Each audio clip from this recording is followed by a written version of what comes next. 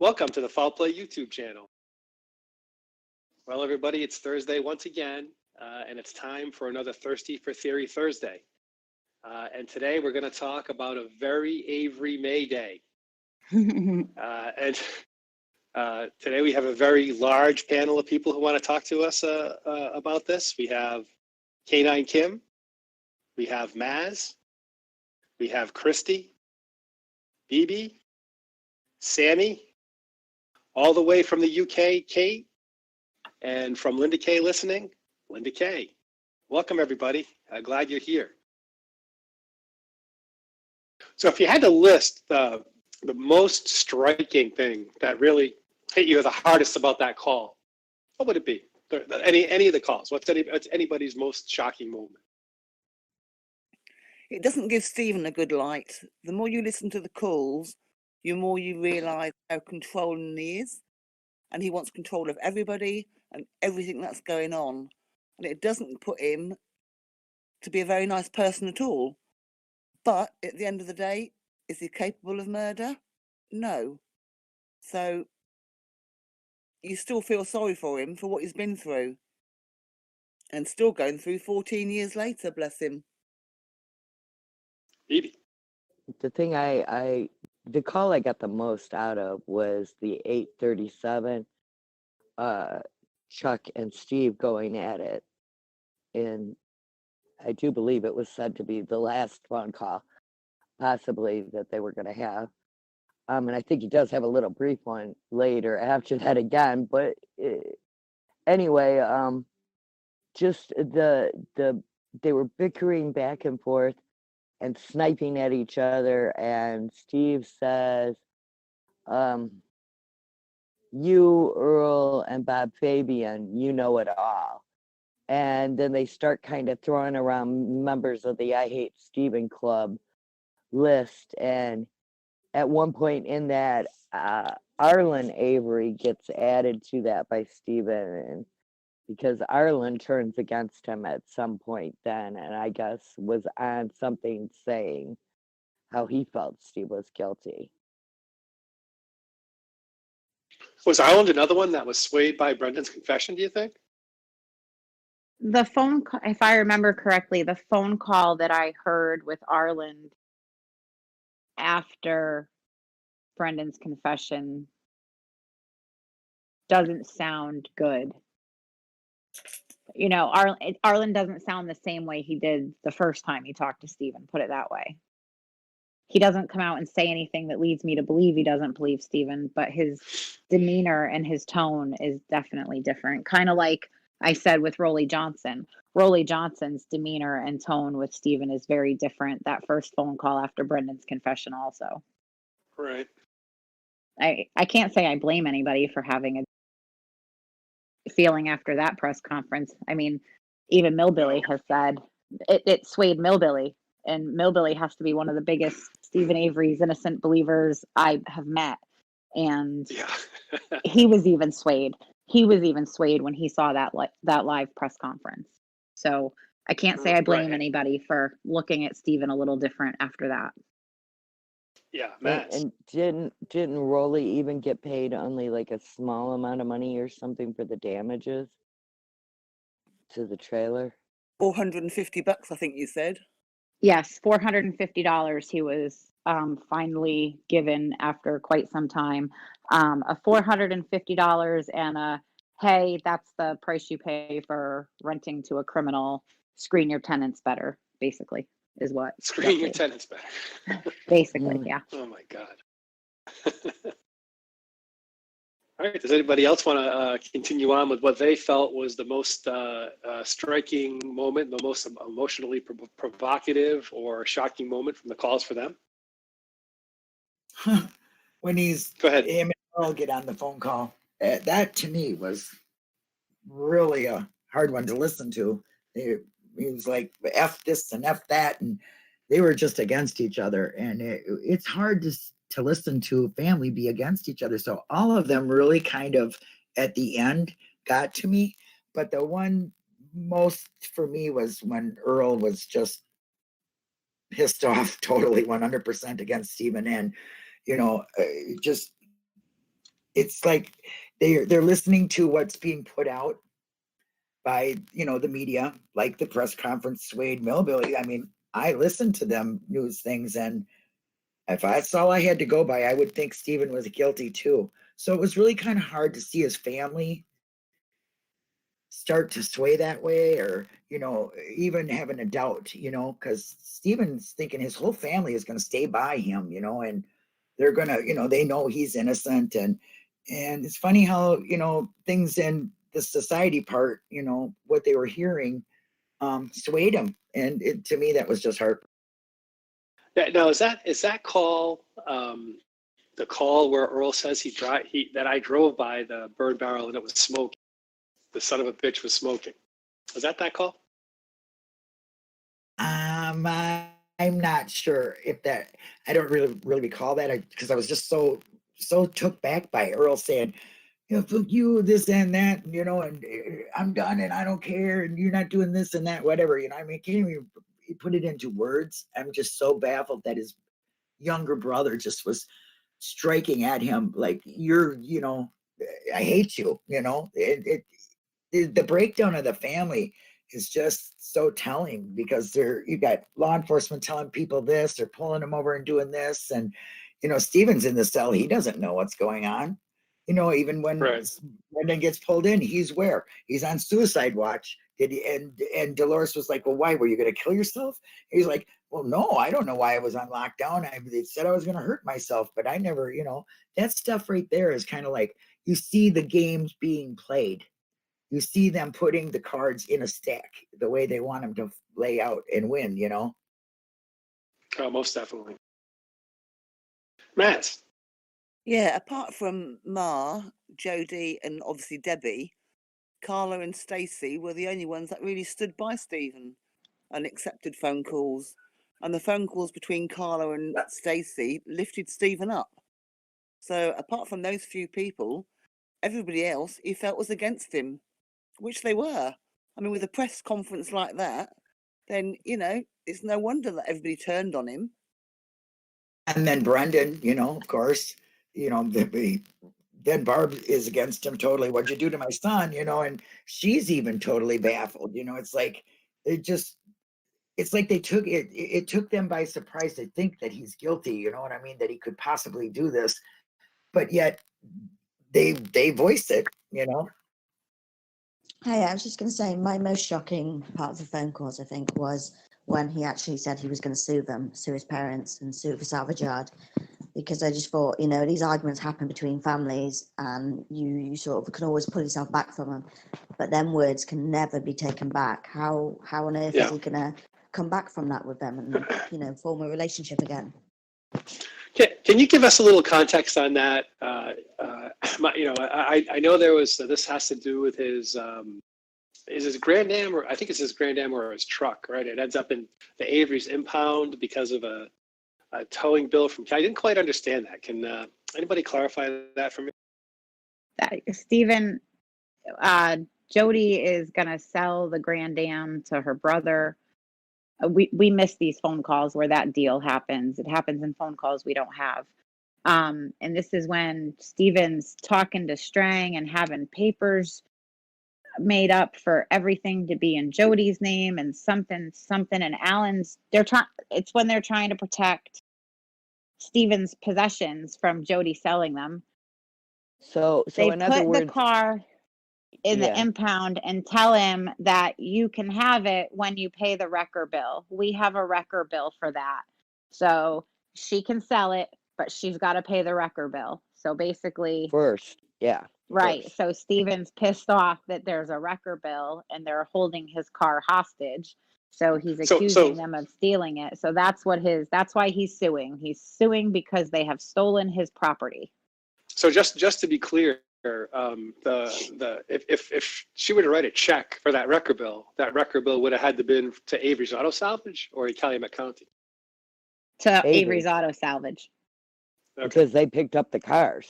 Alan's basically saying he's charging Stephen for retrieving the Grand Am from Calumet County. It's just like Steve was any other person on the street and got a tow truck, got the Averys to tow their car from there to there, what they would charge. And if you didn't pay it, they put a hold on your car. You can't have your car back until it's paid. And then storage on top of it, usually when it's just any schmo off the street. But Right. And how much did they want for that? Did we learn that? I I believe only there hear was a a mention of total, $100. yeah, on one of the vehicles or something.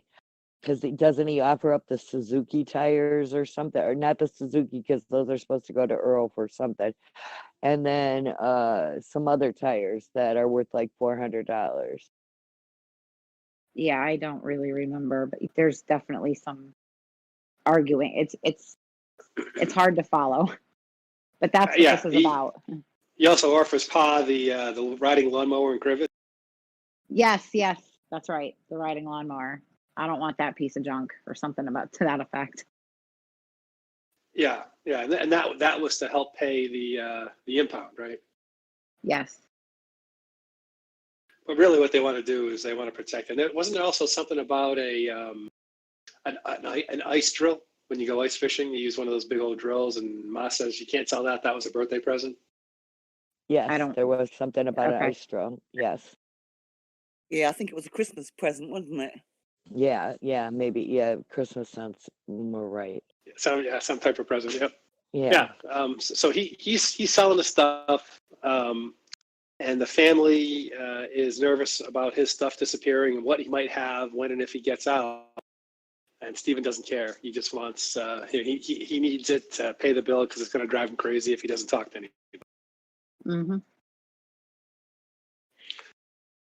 The family also runs a narrative that they're really pissed that Jody has two phones, and I assume he kept saying, "Why is there got to be two phones on down there at Raleigh's?" And they're mad about her putting money on the phone to try and get the phone block off, and there's still $400 owed on it, even after she paid some on it. And they kept saying, "Why she had to have two phones?" So I'm assuming it's her cell phone and then a house phone on at the trailer as well. He's when Alan makes that reference about the two phone bills, he's talking about why does there need to be a phone on at Rolly's house and Dolores's phone bill? Why are we paying two phone bills? That's what he's Oh, okay. referencing. Yeah, there's no Jody doesn't have a cell phone at this point. Stephen is trying to get her to take his from Dolores, and Dolores won't give it up. But that's what Alan's talking about. Even though it has shot batteries, yeah. Yeah. Even though it's got crap I love it when she's talking shit to him about his crap batteries. I love it when Dolores gets to that fed up point and just everything out of her mouth is sarcasm. I love it when she starts giving it back to him when she's just finally had enough. But yeah, that's the two phones. She got the phone turned back on down in Rolly's trailer in her name, and they ran that bill up in no time. And that's what Alan was bitching about. Why do we need two phones going? Yeah, I can see that. I mean, so when you're desperate to make calls, just run up both phone bills so they both get shut off, right? You probably get right. You know. Well, he's also desperate to be able to talk to Jody alone. You know. Yes. Yeah.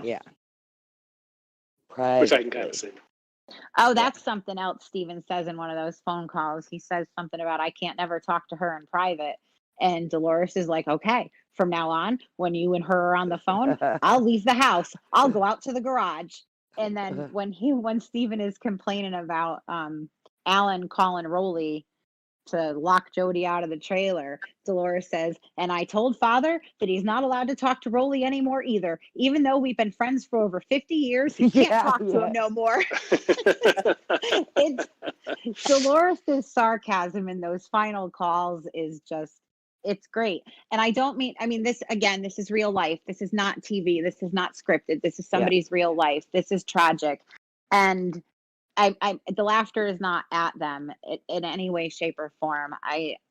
I'm glad Dolores finally fought back, because Dolores took a lot of crap from Steven for the previous 6 months. She's good at getting them little jabs in. Yeah. Yeah. When she finally starts basically giving him the middle finger, it's good. I like it. I like that she finally stood up for herself to him. For me, with a part that stands out the most in the phone calls, I'm going to have to agree with Linda Kay on the Earl phone call, which is in the 590s, I believe, 594, 592, somewhere around there, the high 500s. It is a pretty explosive phone call. I can't believe the way Earl talks to the. I just the things that get said in that phone call are just revealing and mind blowing and show you Earl's true colors. And I think it's important to listen. I think it's important to listen to all of them. I know that everybody can't, but that would be also the phone call that stands out the most for me out of the 839. Well, Maz, did you have your light on? Yeah, I was going to say, Stephen's shouting at Dolores that he wants Jodie to have his mobile. And then Alan says, well, she can have the damn phone then, but it comes under Avery salvage yard, so I'm cutting it off. And of course, Stephen gets mega pissed about that as well, because he just wants to be in private talking to Jodie. Yep. Yeah. Yeah, mine was the, you know, I mentioned it before, but not that it was my most shocking, is the one where it's the morning, and you know, after he calls Barb, I'm going to call Pa in the morning. He talks to Alan, the one where Alan actually sounds fatherly. He starts right in on trying to manipulate the situation, and he says, "This is all Ma's fault." And without batting an eyelash, Alan's like, "Bullshit, it's her fault." And just him trying to convince Alan somehow that it's her fault after all that she has done for him, to have him say, "I'm done with her." Without even thinking, what the heck am I going to do without her? Because she is his go-to person. He's of that $7,000 that he paid. How much you think of it has gone towards talking to Ma Avery? 6 out of the 7,000. It's a ton. We could probably add up the minutes if we had a spreadsheet, but it seems like the majority of the calls were to Dolores, especially the majority of the long one. Nobody else can afford to talk to him that long. And to hear the way that he just has dismissed her is very shocking to me, because he should know better. I mean, he should have a little bit more foresight than that. Yeah, he was clearly forsaking all others in his love and pursuit of Jodie. Yeah. So, Sammy, we haven't heard from you about your most shocking moment.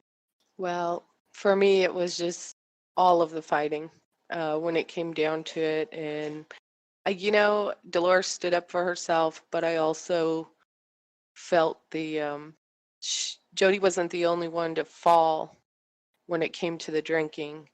And that made me sad. That bothered me, you know. Kim, did you have a comment? Well, just another thing that I noticed whenever he was making those final phone calls, he said, "This is the last time. Stephen Avery, the last phone call," or whatever. Like he just was cutting himself off from those who stood steadfast by him and were willing to go the extra mile to try to help him. He was just cutting himself off from all communication. The only communication he was really concerned about was with Jodie, you know, and to me that was really, really sad, because I know that he needs to have conversation with his family one way or another. Well, Mama Avery at one point says, this may be the last phone call, but I believe you're innocent. I've always believed you're innocent. That was hard. That was heartbreaking. I cried after that phone call. Yeah, can you imagine how that must have made Dolores? Dolores, to some extent, has got to be literal, right? She's of a generation that's of a very literal age, and you know, even though anybody can look into their crystal ball and say that's not going to be the last conversation with Stephen. It's probably going to be the last conversation with Stephen for a while, and I think that hurts her. Yeah. Well, and she's also like 70 years old, not in the greatest of health, in bad shape. and all this turmoil going on around her as her family is disintegrating before her eyes. Yeah, it must She's have been going to have a extremely heart difficult. attack or a stroke or be gone, bam, one morning, just not wake up, and she knows it because, come on, look at, you get over 50, you start thinking, you know, one of these mornings, I would just well get up, I'm over 50, I know, yeah. Yeah. So, she's over 70 and all this going on around her, and it's not stress of Christmas morning causes more heart attacks. More major heart attacks are on Christmas morning at like 8 o'clock in the morning, just because we know what's going to go on when all our family's together, you know. That sounds like an old wives' tale, but I'm going to trust you. One. Maz, you have one? I know I'm trying. Linda had a comment, and I've been trying to get to her. Can we do Linda next? Okay, I was just gonna talk about call 822, where Stephen is really, telling him, it's his mom's fault, and he wants he's talking to his dad, and my train of thought, but that phone call sticks out to my head too, because Stephen, well, like you said, Alan was kind of like, telling him, you're wrong, Stephen, you're wrong. And Stephen says, well, mind your own business, and you shouldn't be talking to Rolly, and you shouldn't do this, and why his mom all got the money, and Jody should have this and that. And you can see that Jody's even getting between Alan and Dolores. He at one point doesn't even want to hear anything anymore. Well, he definitely calls Stephen's bluff, right? I mean, I don't want you. Stephen says, I don't want you guys at court. I don't want Ma coming down to visit me in the jail.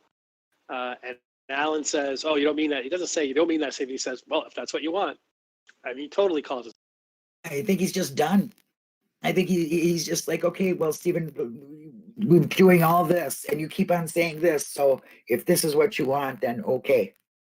Not to mention all the work they had to do to get the property bond going and everything like that, and putting, just the risk of putting up the business for the bail. That shows that his parents care about him, right? And just to put them through that after they had done all that and willing to take that risk. Yeah, those were huge hoops they had to jump through. Huge hoops. Yeah, only to be denied. Yeah, that was a lot of work and effort. And was it denied, or was it the fact that they didn't have enough money after the bail got upped after Brendan's confession? There was property bond wasn't an option anymore, I don't believe, and it got Okay. upped. Yeah. Right after they just went through all that to get it approved and to have it ready, and then that was all in vain. Well, I mean, that's what we talked about in our last thing, was that they needed something right then, right now. If Stephen got out, it would have been a disaster for the state, I think. But would it have gone? And what also the salvage yard and land at Crivets? I think so. Yeah. Yes, it was both of them. It wasn't the business; it was the land of both of them. It's hard to operate a salvage yard without somebody else's land. A few hundred acres, yeah. So it was for all the new owner usually wants to move in. Yeah, the new owner usually wants to move in. Yeah, Maz. Yeah, but that's where Kratz comes in as well, because he turns around and says that, well, the land is no good because it's all contaminated. So you'd have to spend so many dollars fixing the land. So, you say it's worth 500, it's not. It's half of that because it's all contaminated, so it's no good for crops or anything. So he's a nasty piece of work, without a doubt. Some people say he's just doing his job. What do you have to say to that? No, went way above and beyond vendetta against Stephen. Definitely. I haven't given that up. Alan Avery has paperwork from the DNR saying it's not contaminated, so not doing his job. Yeah. Going out of his way to cause fuckery and mayhem. Always.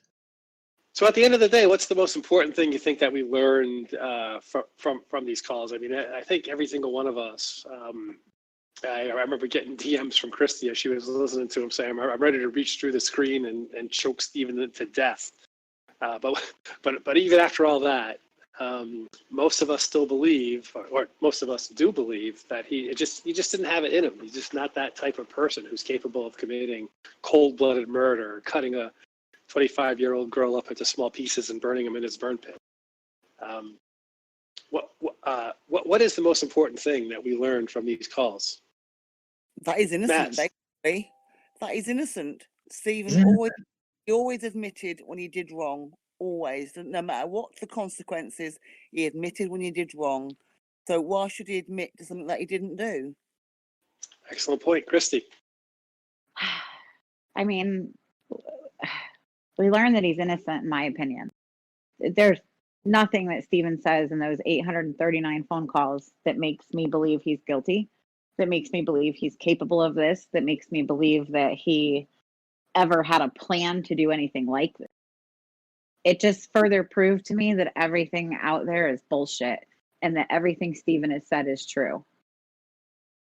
He just doesn't act like a guilty person, does he? When he finds out about the blood in the rav, right? One of the early calls, it's like, well, how the heck did they get that? In my opinion, he doesn't sound like a guilty person in any single one of those phone calls.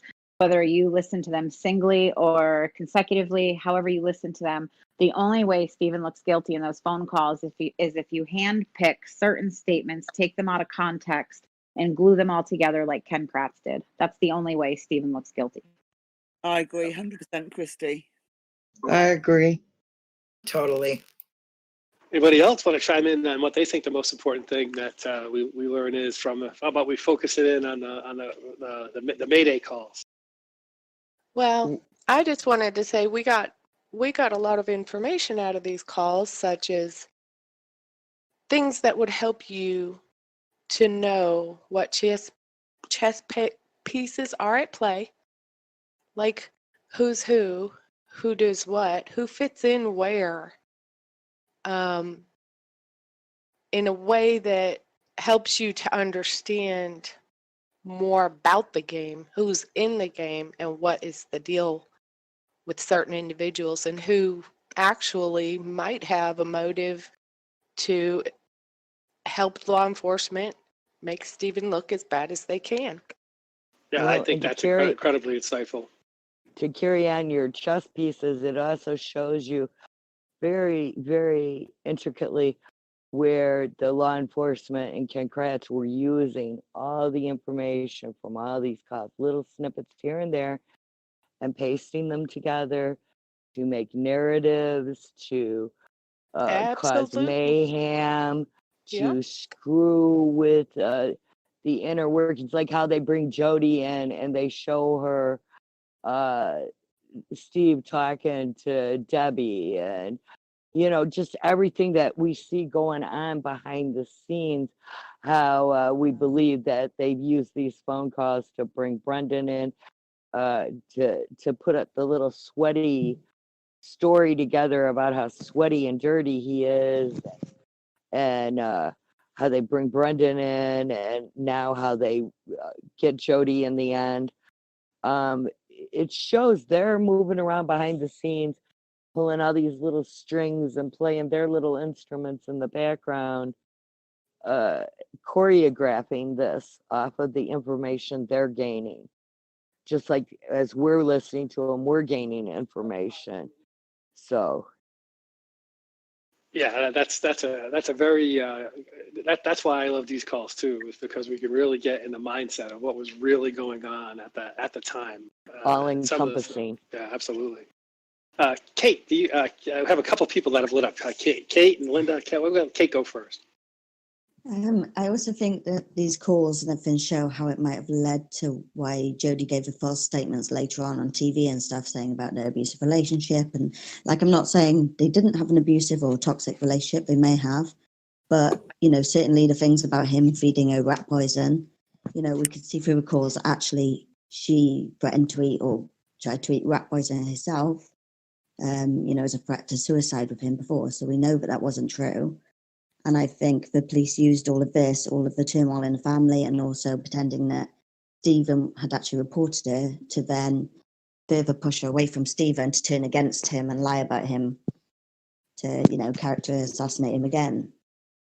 Yeah, I'd love to know what got into Jody to tell those lies. I mean, if she ate 2 boxes of rat poison to get away from Stephen, the Averys are buying the wrong kind of rat poison, and it's no wonder there's a lot of rats running around because no human could survive eating 2 boxes of rat poison.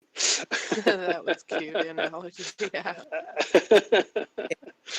Linda's been very patient. I apologize for not getting to you sooner. Oh, that's okay. Most everybody's kind of saying what I wanted to say, but if you put all the calls together and you just listen to it, like it puts you back in that time, it just goes to show me that law enforcement will stop at nothing. They will break down everybody. They will use anything that Stephen is saying in any small way to make him look guilty, to break up the family, to get him to turn. It's just, you just see this whole, this tight ball just fall apart. It just starts unwinding and winding, and I don't think any one of the family, wanted to be against Stephen at any point. I think that the things as they were coming out, law enforcement was using it to reinforce their thoughts. So it just goes to show you that they're not going to stop at anything, and the breakdown of the family is the best way to do it. And I think they use that to their advantage in every way they possibly could. Yeah, they certainly did. Maz, go ahead. Yeah, I just thank God I'm in the UK and nowhere near all the hassle over there. But yeah, it just goes to show that they will stop at nothing. £36 million that, they were planning on, or what Stephen was planning on getting. He wasn't obviously going to get that, nowhere near that amount. But all through money, this is what they've done. They've literally ripped a family apart. And, it's the Averys that I feel sorry for. And not only that, to a certain degree, I do feel sorry for Jodie because, she's still drinking even now. And she was paid off to say them interviews without a doubt. She was paid off to buy booze. That's my opinion. One way or the other. Maybe it was in cash. Maybe it was in clearing her record. Maybe it was in the promise they weren't going to bother her anymore. But I agree, she was paid off. Court One way. fine. Linda, They had more than 36 million invested. People were going to lose their jobs, their retirement. There was a lot more involved for them than I see than I did before. It was a lot more than 36 million. These cops were afraid of losing their jobs and their retirement and being called out and everything else. So they would stop it. And nothing short of murder. How's that? Yeah. Well, yeah. I mean, I firmly agree with that. I'm when I'm not researching a murder, I enjoy reading about politics. And when I can tell you that when both sides of the political aisle start to converge on we have to get something done about this particular thing, that's when things happen, right? So a lot of times like Peg L, she whitewashed all this for Kasarik and Vogel, but that didn't stop the state legislature from saying, "Oh my God, we got to do it." The Avery bill was getting a lot of attention on the news, and when that starts to happen, it's a bad day to be boss hog and corrupt the law, right? Totally agree. Yeah, I agree And too. that was really, I think, what you're getting at, right? I mean, it was people, not only jobs and just the uncovering of the old boys network and what went on to make things happen. So yeah. Exactly. That's what I'm saying. It started with 1985 case and what him being found not guilty, and they just had so much to lose. It would have just tumbled down a big wall, and they weren't going to let it happen. And could you imagine for back in them days, the newspaper and press publicity over that, if that would have happened? Oh, yeah. Maz, you've been dying to make a comment. I apologize. Yeah, no, it's fine. Obviously, 839 calls is a lot of hours and a lot of listening, especially when you consider probably a third of that is bickering backwards and forwards. But I urge everyone to listen to the May calls because that is a lead up and you can actually get the family dynamics. So they, in my opinion, are the most important ones to listen to and are well worth the hours put in to listen. Okay, so what I think we learned from listening to the calls is we've talked about the dysfunction of the Averys quite a bit, but even through this dysfunction, they always manage to stick together. These calls, you do kind of see that unravel, but we know by looking at our crystal balls, which we get to look through in hindsight, interestingly enough, that they do get back together. They are not on speaking terms. We even know that Earl does go talk to Stephen, does go visit Stephen in prison, even if it's only once. He does talk to Ma and Pa, so that none of and Jody does end up leaving him. So the resilience of that family unit, even through this crisis, to me, is kind of an amazing and important thing. Does anybody have any thoughts on that? I just wanted to bring up the fact that listening to the calls, you're going to find out what matches up and lines up with timelines of the things that are occurring in the case that we always see on the paper. And the names of individuals, like who they are, where they fit in, where they are when some of these events take place. And you see who's working in the background in his behalf. You see who's working against him. They're in the mix, in that circle, but they're working against him somehow. Or the ones that are actually on his side trying to make a difference. In these calls put so much more perspective on the entire big picture. So I understand it's a lot of calls, but it was just a comment I wanted to make to help people to realize there's so much more info in there, not just about, what's going on in their family unit. Thanks for that, Sammy. Linda. I was just going to say for me, it honestly put a lot of missing pieces together for me. And I just suggest everybody listen to them because it will help you to understand the dynamic of what was going on when, who was, like Christy said, Sammy, excuse me, said that who was the players, it helps fill in some gaps that you might have just by reading transcripts. You're not going to feel for it. So for me, listening to the calls really put a lot of my unanswered questions about the players in this whole situation, and how law enforcement used their weaknesses against them. So I just encourage everybody to go listen to them as much as you can. Kim. I just want to say thank you to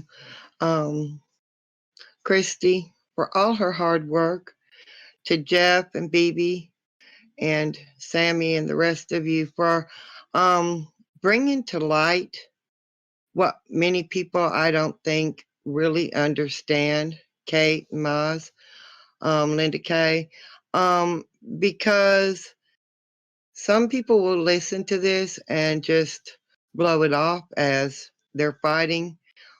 But there are some people out there that really do get the point and see how families being destroyed by, law enforcement, how the whole family unit itself is disintegrating over one big lie. I'd also like to throw something to Zoe there, and for being our sound person and our recording expert. Our backbone. Oh, Zoe's actually promised to sing a song on the way out. Isn't that true, Zoe? Yeah, Zoe too. Thanks, right.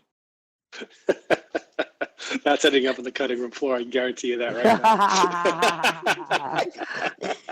outtake the Phoebe, foul play. Phoebe, Yes. there was some mention of like, oh, we were having a conversation one day about these calls, and we were listing off how many times people's names were listed for whatever argument there was for that day, whether it be who smokes, who drinks, Yeah.